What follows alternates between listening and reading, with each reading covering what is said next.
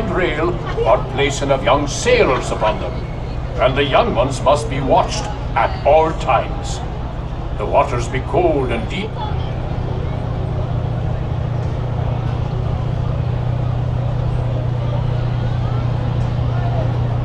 Port watch, up with the spanker, unfurl the spirit sail.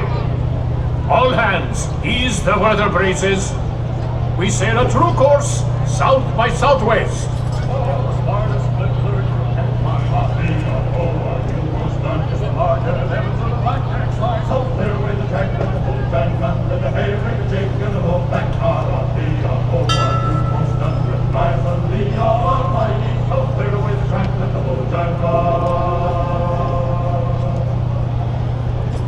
We'll be on our way when the wind does blow. One big blast and away we'll go. So clear when the track that the boat and the hay we can take and the low back car. Aquí mira para allá también. So clear when the track that the boat and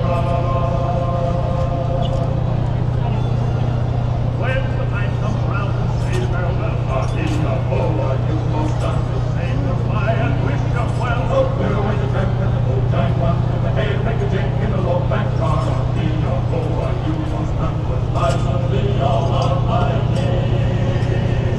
So clear away the track that the boat and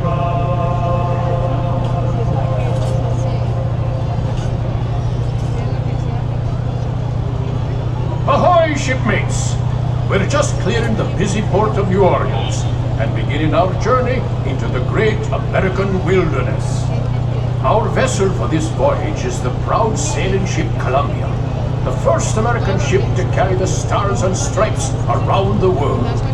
She's a 10-gun, 3-masted merchant ship.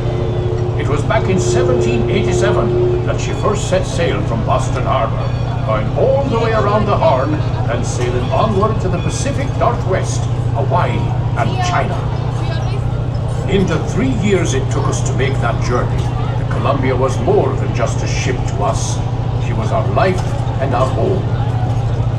Forward amidships is the main hatchway leading below decks, where you may see how we lived and worked on the high seas. The galley, captain and crew's quarters are open for your inspection. For the rest of you, we invite you to stay up on deck, feel the wind in your face, and experience the wonders of this land we now know as America.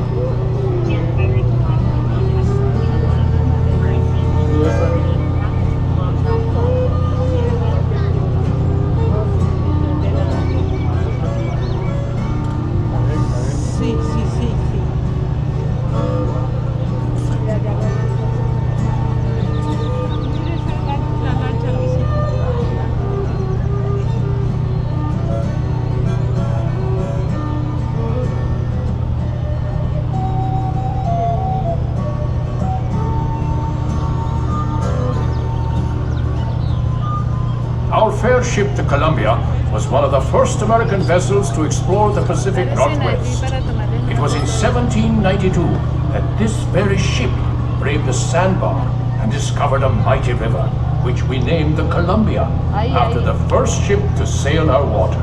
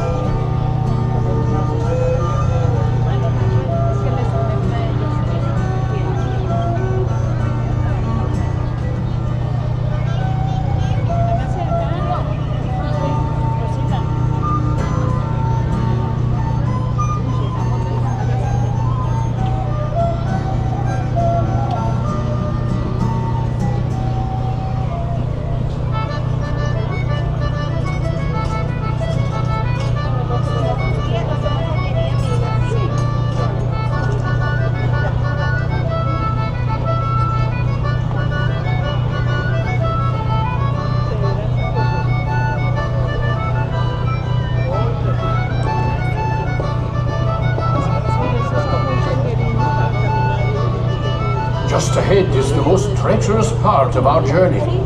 That island off the starboard side often hides the scourge of the seas. Bloodthirsty pirates.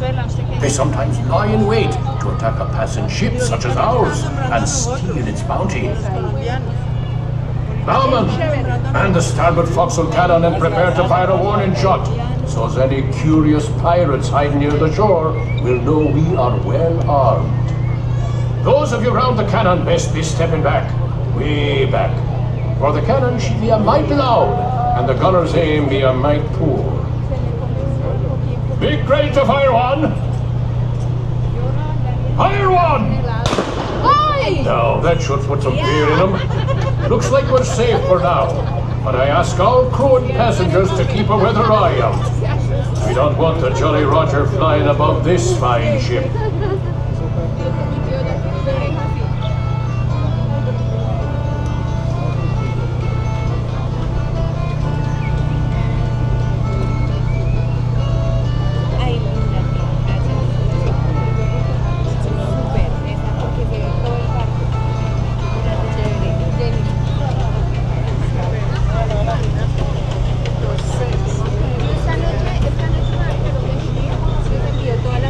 When we travel this far upriver, our ship often draws the attention of the local tribes. Look there, the chief has given us a sign of peace, which means we will be granted safe passage.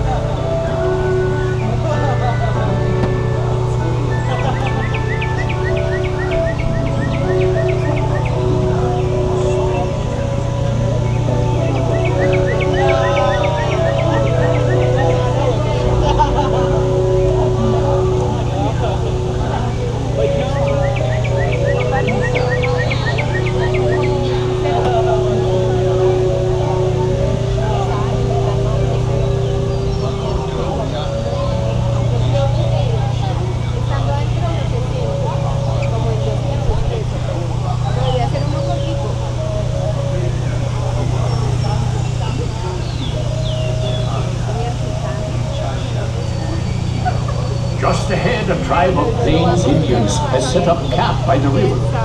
Since they have no written language, tribal leaders like that wise shaman on the bluff over there pass down their wisdom and knowledge through stories and songs. During our voyages, we sometimes stop to barter and trade with these local tribes. Villages like this one have helped many an explorer learn how to survive in this vast frontier.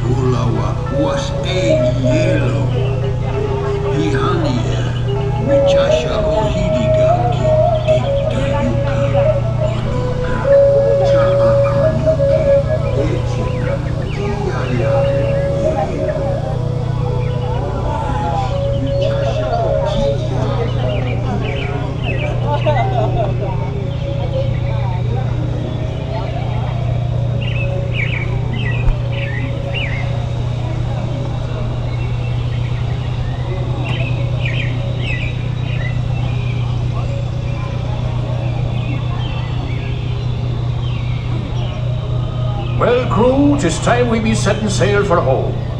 Hold taut the flying jib, brace for a starboard tack. Cook and helpers stand by the pots. Shipmates, if you haven't done so, 'tis a good time to visit the crew's quarters below decks to see how sailors of the 1790s lived and worked while on the high seas. The lower decks will be closing when we enter port. Those of you remaining on deck, keep a close eye on the riverbanks, where you may be able to see moose, elk, and other wildlife.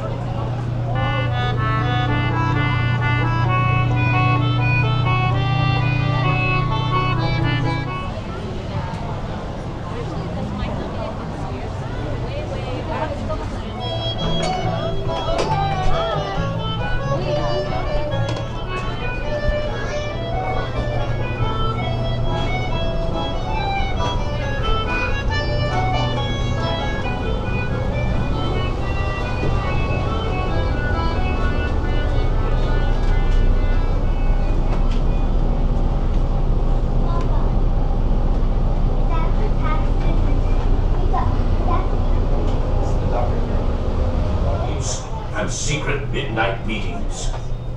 We'd best be sailing past this cove and back to civilization.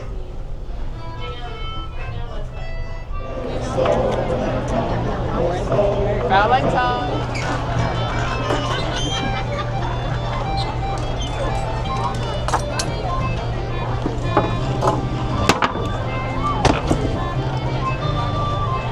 Welcome back. Watch your step next to your right, please. Right side, line all the way down to the right. All the way down to the right side, close.